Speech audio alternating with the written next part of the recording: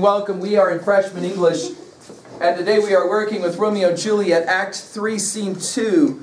We're going to now pick up with Juliet's conversation with the nurse. For your notes, let's start here. In this play, misinformation plays a prodigious role. I'll say it again. In the play, Romeo and Juliet, misinformation plays a prodigious or an important role. Constantly, people in this play are getting it wrong. It's what one of my freshmen once called the major screw-ups of R&J. There are a lot of them in this play. For example, I'll just give you a classic example from Act 3. Notice Romeo says, "I thought all for the best." What was he talking about? Write it down in your notes. What was he referencing? Who does he say that line to? I thought all for the best. He says that to a dying who? Mercutio. And what is it that was all for the best?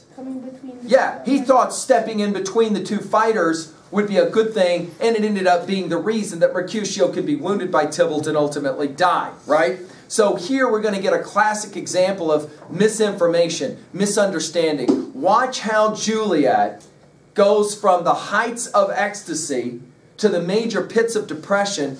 A, thinking Romeo is dead. B, thinking Tybalt is also dead. C, realizing that Romeo has killed Tybalt, and it all kind of starts to implode. Juliet's little world is going to come to a crashing halt, and in some ways, she will grow up really quickly. You could make the argument that kids sometimes grow up the fastest when they are placed in really traumatic situations. Juliet's about to get dumped into one of those major traumatic situations. Romeo killing Tybalt affects Juliet in what ways? Jot it down in your notes. Romeo killing Tybalt affects Juliet in what ways?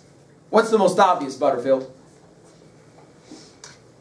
The most obvious way that Romeo's killing Tybalt affects Juliet is what?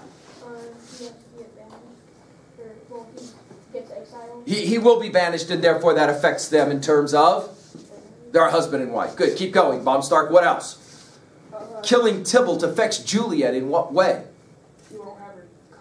That's important. He's a family member, right? She likes her cousin Tybalt, so obviously that's an issue. Keep going. What else? He who? Yeah, ultimately this is going to be the issue, and in fact that's what Mama is going to tell Juliet. Don't worry, we're going to take care of this business. We got an assassin that's going to find him in Mantua, and they're going to put a bullet in his brain. He'll be fine. Juliet, of course, will cry about that because, hello, we're talking about her husband. What's the most obvious complication, though, in regards to Romeo killing Tybalt? And it's why Romeo said, "I'm Fortune's fool." What does this create? How does this create problems for disclosure now? I mean, think about it. Yeah, it's not like Romeo can show up now to Juliet's dad and say, "Surprise! I married your daughter without your knowledge. I hope everything is okay. Oh yeah, I'm the guy who killed Tybalt." See, I mean, that creates a problem, obviously. So let's take a look at it. Here we go. I'm on page 871. We're now following the ways in which Juliet gets it all wrong until she has it, right. And then she's like, "Oh, no way." Follow this. She refused, and every time it speaks but Romeo's name speaks heavenly eloquence. Now that's what news. What hast thou there? The cord that Romeo bid thee fetch. In other words, the ladder that's going to allow them to be able to crawl up into her bedroom so they can consummate their marriage. Notice the last time that Juliet and the nurse played this game, she messed around with Juliet, remember? When she showed up to tell her that Romeo wants to marry you, remember? And they had a little bit of a kind of almost like bantering going on back and forth. At first, Juliet might kind of feel like that's what's going on with the nurse here as well. The nurse, remember in the last one, was like, "Oh, my aching back, I'm so tired, give me, where's your mother?" What do you mean, where's my mother? What's up with it? That kind of bantering that they do. Notice how this is going to as well kind of factor in here. Watch this scene. What is the ring I have? Oh, well, he's dead. When I'm done, lady, I'm done. He's gone, he's killed, he's dead. Can heaven be so empty? Romeo can, though heaven cannot. Oh, Romeo, whoever would have fought it, Romeo? art thou that dost torment me thus? His torture should be roared in dismal hell. Has Romeo slain himself? That's interesting. That's her question. Did you see the question? What's her question? Is Romeo dead? No, not as Romeo dead. Read it. What's her question? She immediately is ready to jump to the question of suicide. Did Romeo jack himself? That's her question. Jot down in your notes. What's interesting? What's revelatory about the fact that's where Juliet goes? Romeo's dead. Did he kill himself? See, that's kind of strange, right? I mean, let's be fair. You can answer, well, ultimately he does kill himself at the end of play. Dude, you know things obviously Juliet, the character, can't know. She doesn't know that Romeo is going to kill himself later in the play. Interesting that she would ask, did he kill himself? Is that what's going on? Notice the nurse is not very good at providing basic information. Notice this, right? She cannot give even simple information, which is going to lead to Juliet's being confused. By the way, several of you pointed out already that the actress playing Juliet for our tape is extremely emotional, almost like screaming. But you got to be, I mean, think this through. If somebody came home and said something about the person you loved and then said, dead, dead, dead, notice how many times she'll mention Romeo's name, right? The assumption would be, what's going on? I need you to tell me what's going on. The nurse, not so good at that. Watch. That death foul eye shall poison more than the death-darting eye of cockatrice. I am not I, if there be such an eye, or those eyes shut that make the answer I. If he be slain, say I, or if not, no. Breathe sounds determine of my weal or woe, swell the wound. I saw it with mine eyes. God save the mark here on his manly breast. A piteous corse, a bloody, piteous corse, pale, pale as ashes, all bedaubed in blood, all in gold blood. I swooned at the sight. Oh, break my heart. And this is, and I'm pointing this out to you in some detail because we're going to study more Shakespeare plays together. And so you might want to write this down in 2B. The observation here is a simple one. Shakespeare loves to, at times, frustrate his audience. And one of the ways he does it is with silly scenes like this. This nurse could walk in and say, Juliet, I've got 2 pieces of information, neither of them very good. 1, Mercutio's dead. Tybalt jacked him. 2, Romeo killed Tybalt because Tybalt killed Mercutio. 3, Tybalt's been banished from town. We're going to have to figure out what's going on in regards to your marriage thing. Now, I'm sorry, yes, you understood what I'm saying though. That is to say, let's sit down and have a conversation. That would be the normal way you might handle this. The nurse doesn't do that. Poor Juliet. The audience wants to scream at Juliet and say, Romeo isn't dead, he's just banished, blah, blah, blah, right? To prison eyes and look on liberty. I'll earth to earth resign, end motion here, and thou and Romeo press one in. Oh, Tybalt, Tybalt, the best friend I had. Oh, courteous Tybalt, honest gentleman, that ever I should live to see thee dead. What storm is this that blows so contrary? Is Romeo slaughtered and is Tybalt dead? My dearest cousin and my dear lord. Then dreadful trumpet sound the general doom. Juliet's ready to go off herself now. She's lost the 2 men in her life that she cares quite a bit about. Obviously, she's related to Tybalt. Obviously, she's married to Romeo. Notice the nurse is going to drop just enough information to screw with Juliet's mind even more, right? Of course, notice Juliet. Romeo's dead. Tybalt's dead. Ultimately, she's going to be told, no, no, no. Romeo is alive. Oh, whew. Wait a minute. Tybalt's dead. Yeah, that's because Romeo killed him. What? Right? So there's going to be this major emotional up, down, right, in the middle of this play. Take a look. Those 2 are gone. Tybalt is gone. And Romeo banished. Romeo that killed him. He is banished. Oh, God! Did Romeo's hand shed Tybalt's blood? Did. Alas, today. Oh, serpent-hearted with a flowering face. These these are interesting poetic lines. Juliet, poetically though, is given by Shakespeare some remarkable lines. It's almost as if in a moment, in a flash, what James Joyce will later, as we study together, call an epiphany, when it's like, whoa, you just kind of figure stuff out. Juliet figures out in almost like split-second timing, her life is totally jacked, regardless of what happens going forward. Because Romeo and Juliet have married. The fact that Romeo's killed Tybalt makes now the whole thing about disclosure of their marriage a really thorny problem for her. Notice how poetically she says this, though. This is a fascinating language. I mean, this is the poetic equivalent to we're screwed, right? But watch how poetically Shakespeare has her say this. Quite remarkable. Keep so fair a case. Beautiful silent, fiend angelical, thou feathered raven, will more oxymorons, right? Of divinest show, just opposite to what thou justly seems, a damned, stained, and honorable villain. Oh, nature, what hast thou to do in hell when thou didst borrow the spirit of a fiend in mortal paradise of such sweet flesh?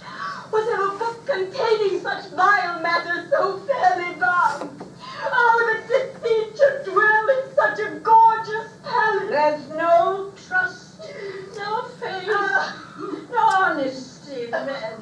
All pledge and all forsworn, all naught, all deception. All men are liars. Oh, where's my man? Give me some aqua. These griefs, these woes, these sorrows make me old.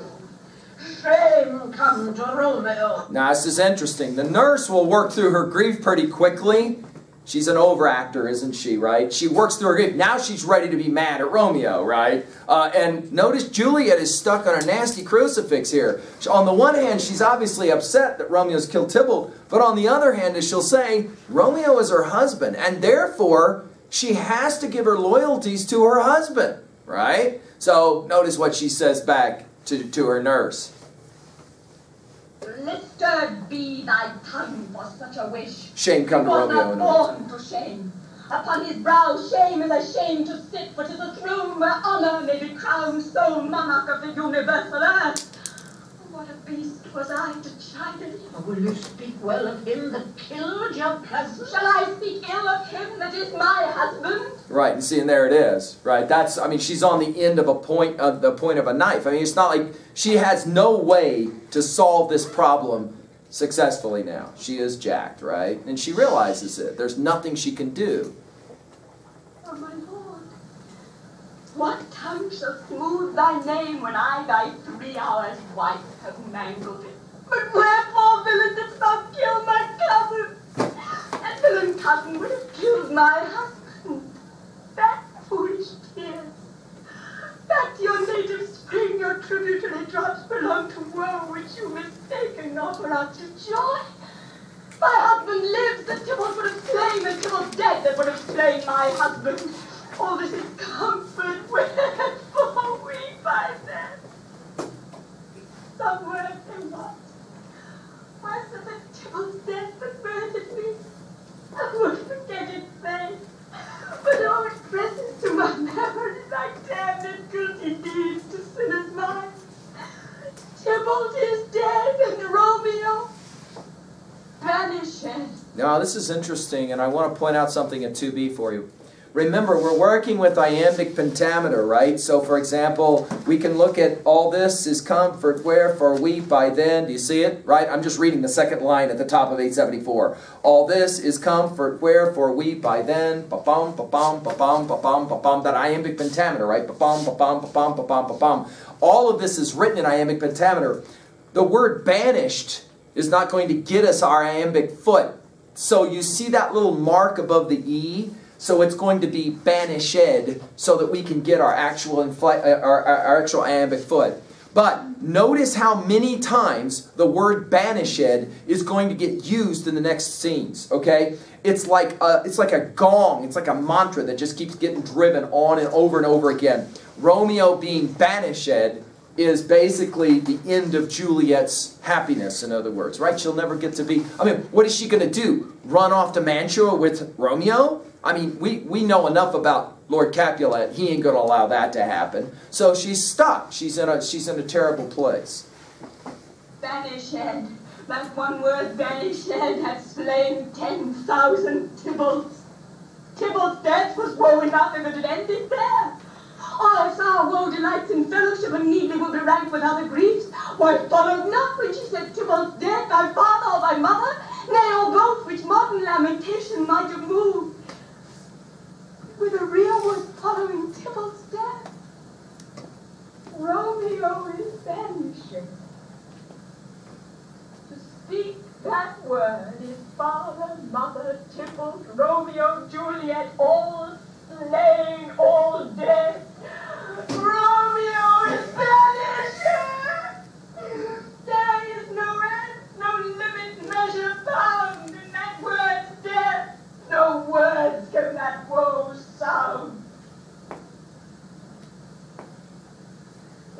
I want to just point out something, that you can read these words, and that's one thing, but to hear them spoken aloud shows the genius of Shakespeare's poetry. Notice that line you just read. Notice all the O sounds, and when you're really in a bad way, you have a tendency when you cry to even use that O sounds. Notice in this line, in that word's death, no words can that woe sound. See all those O sounds? And a good actress can then kind of elongate all these sounds to basically use language, the sound of language, to say, I'm in a really bad way. Why do you think Juliet asks where her mom and dad is? Where are my parents? Why do you imagine? Well, see, it's multi-leveled, right? One answer is she wants to see her mom and dad because she needs comforting. Another answer is she's, what? She's going to avoid them. Yeah, it's like, oh, great, now what do I do? Right? Of course, one argument is Juliet's already made up her mind. If Romeo, if he's banished and I'm never going to get to see him again, right, then I might as well just go ahead and take care of business and off myself. You'll notice that in this play, she jumped to suicide very quickly. These are kids that are just kind of imbalanced anyway. Of course, you could argue that's just the nature of being an adolescent anyway. Emotions are all over the map. You feel things much stronger, etc., which is why it's always kind of interesting to be a kid and read this play, right? Let's take a look at how she responds. Weeping and wailing over Tybalt's corpse. When you go to them, I will bring you thither. Wash these wounds with tears. Mine shall be spent when there's a trial for Romeo's banishment. Take up those cords. Poor ropes, you are beguiled, both you and I, for Romeo is exiled. He made you for a highway to my bed, but I am made thy maiden widowed. Come cords, come nest. What is she saying? Get those ropes. Ropes were brought by the nurse, right, so that Romeo could climb up the balcony into her bedroom so they could consummate their marriage. But what is she saying about these ropes now? She's going to hang herself. Yeah, that's it. That's it. In other words, okay, I got another use for the ropes at least. What would the audience be looking at? Not so much Juliet, but who? Yeah, right. Now the nurse is in a serious fix, right? Because she, I mean, hello, her job is to take care of Juliet. She clearly can't let Juliet do something stupid, right? And death, not Romeo, take my maidenhead. Hie to your chamber. I'll find Romeo to comfort you. Avoid well where he is. Harkye, your Romeo will be here tonight. To him. He's hid in Lawrence cell. Oh, find him.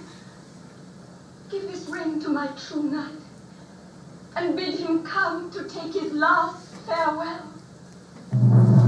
Now, if Juliet's jacked up, what do you imagine Romeo's like? He's the guy that actually committed the murder, right? And it's one of those things where it was kind of instinctive and he did it.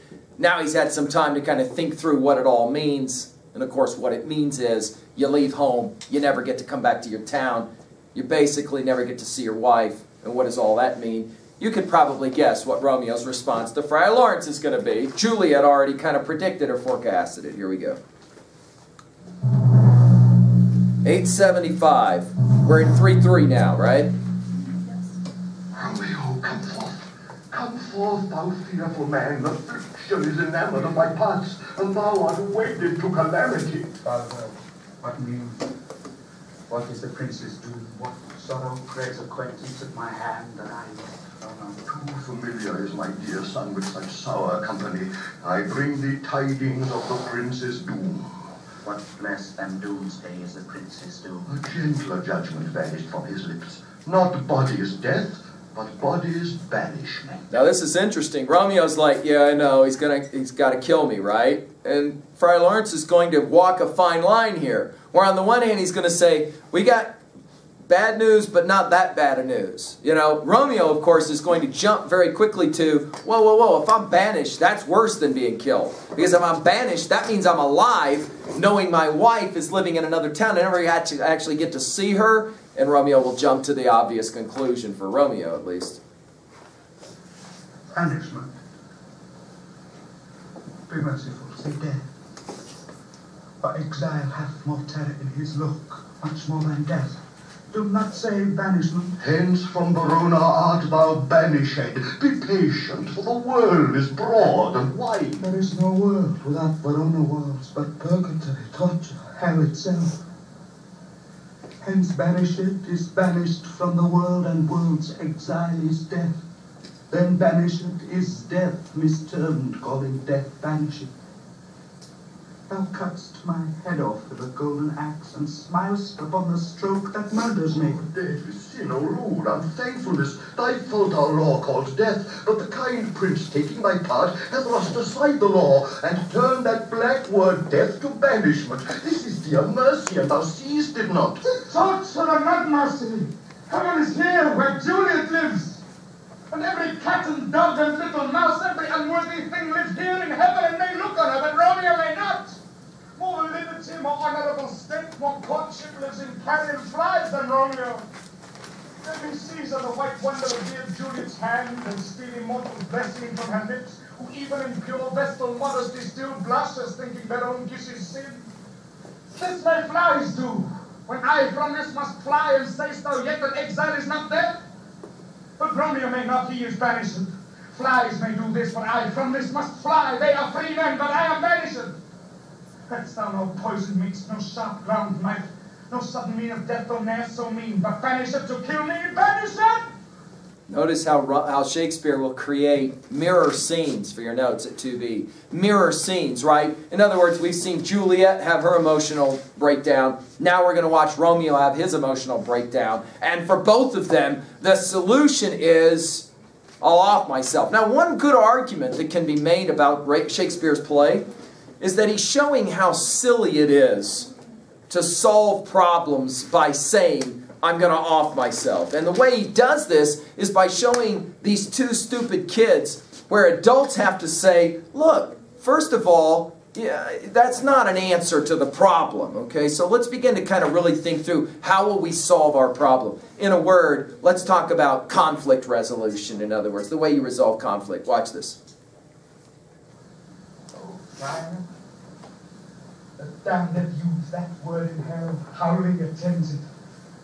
How hadst thou the heart, being a divine, a ghostly confessor, a sin absolver, and my friend profess to mangle me with that word banished? Oh, fond madman, hear me a little speak. Oh, thou wilt speak again of banishment. Give the armor to keep off that word, adversity, sweet milk, philosophy, to comfort thee, though thou art banished. Yet banished.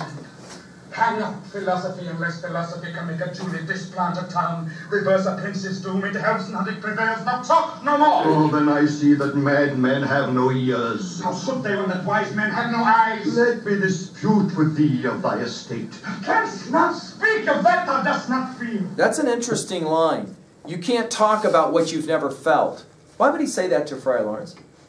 Because he's old. And Right, Friar Lawrence, of course, is a priest and therefore has never married, never fallen in love with a girl. He's never known. Remember earlier Romeo said he jested scars that never felt a wound? Notice Romeo is thoroughly convinced he feels things that other people just frankly cannot feel and understand and know. He's going to say this to Friar Lawrence, and then Friar Lawrence is going to get kind of torqued at him and say, all right, young man, I got to jack you good to hear what I've got to say to you about what really is the good in your life, not so much the bad in your life. Watch how he does this. As I, Juliet, that loves 1 hour but married, Tybalt murdered, doting like me, Bandy said, then mightst thou speak, then mightst thou tear thy hair, and fall upon the ground as I do now, taking the measure of an unmade grave. Arise, Knox. Good Romeo, hide thyself. Not I, unless the breath of heart-sick groans, mist-like hold me from the search of eyes. Come in, Knox. Who's there? Oh, arise, thou wilt be taken. Stay a while. Stand up. Come to my study. By and by, God's will, what simpleness is this? I come. Hold not so hard. Whence come you? What's your will? Let me come in, and you shall know my errand. I come from Lady Juliet. Welcome, then. Oh, holy friar. Oh, tell me, holy friar, where is my lady's lord? Where's Romeo? I told you, that's probably one of the penultimate questions of the play. Where's Romeo? We're always asking that. Romeo, Romeo, wherefore art thou Romeo is actually not where is Romeo, but why are you named Romeo? But it's the same kind of mantra over and over again. Where is Romeo? What's Romeo doing? Remember, at the very beginning of the play, right after the gang fight, that Capulet Montague fight. Remember, the first question is, where was Romeo? And Mama says, I hope he wasn't any part of this fray or fight, right? We're always wondering where Romeo is. He's laying on the ground moaning because he's all like jacked up and sad, right? Okay, watch this. With his own tears made drunk. Oh, he's even in my mistress' case, just in her case. Oh, for sympathy, piteous predicament, even so lies she, blubbering and weeping and blubbering. Watch what she says next. Stand up, and you'll be a man. In other words, what'd she say? Don't be a little. Don't be a wimp. All right, enough with the crying stuff. And then she's smart enough to realize, I know how to get him. Talk about Juliet. Watch this. For her sake, rise and stand. Why should you fall into so deep an hole? Nurse. Arthur, death's the end of all. Speaks thou of Juliet. How is it with her? Doth she not? Sorry, I have to flip tape here. We'll back up probably a line or two so your eyes can go back just a line or two. Right. This is kind of the question. What's Juliet going to think about me? That's the question Romeo asked. Does she think I'm like a murderer or what?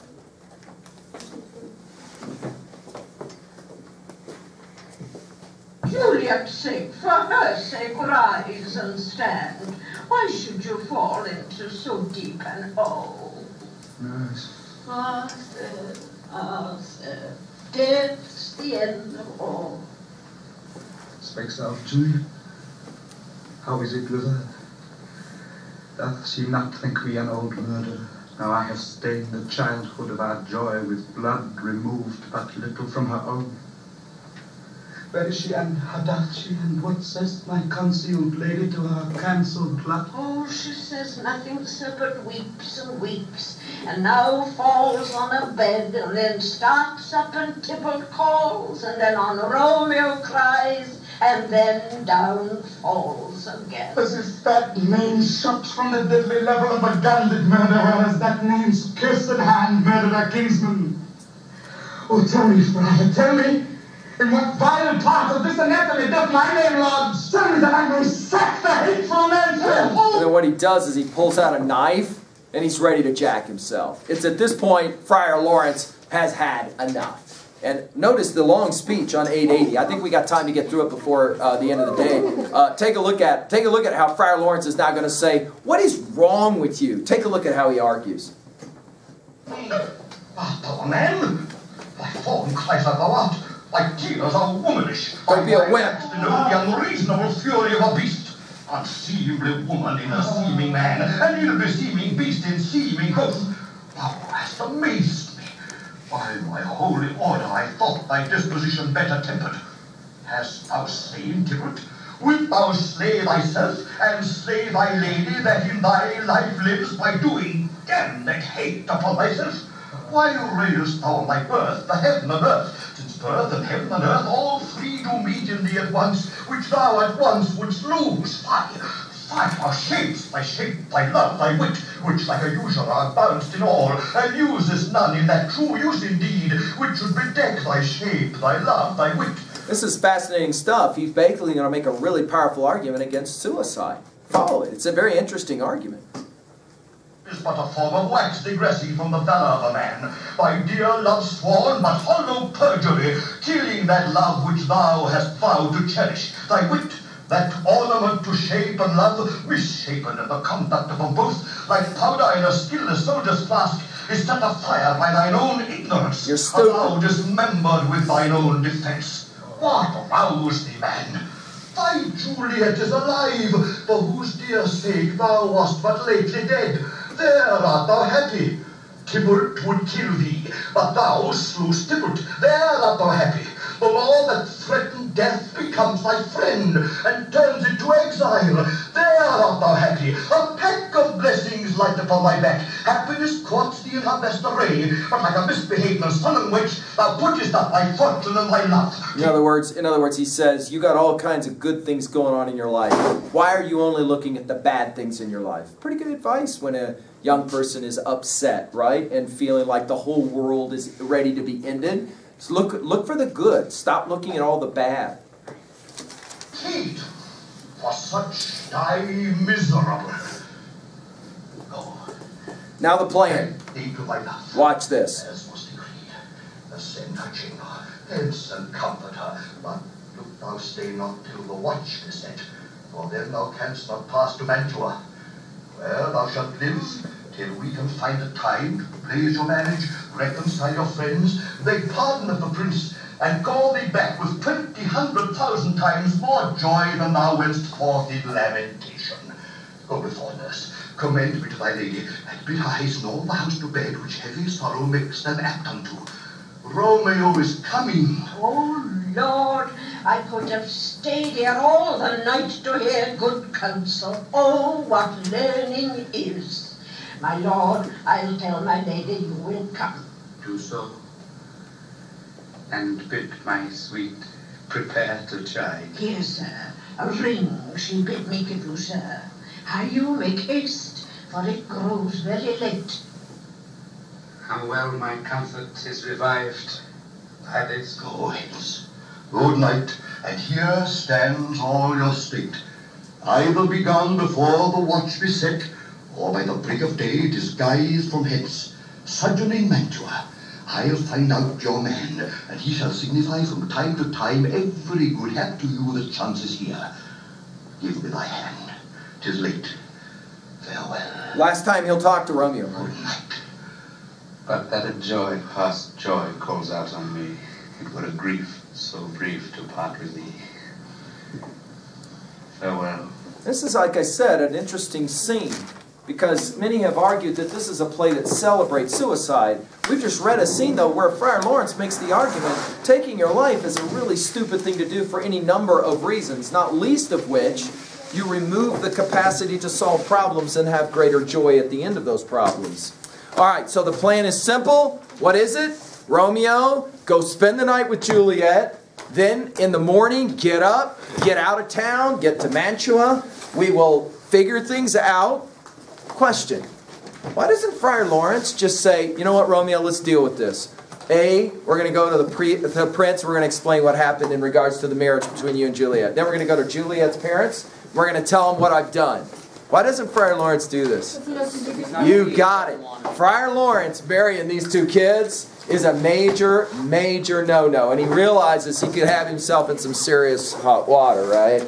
All right, come back and we'll, guess what? Guess where we go next? Juliet's house. Where Daddy says, you know what? She's so upset. Let's solve all our problems by marrying her. Does that make sense? Yeah, because that makes sense.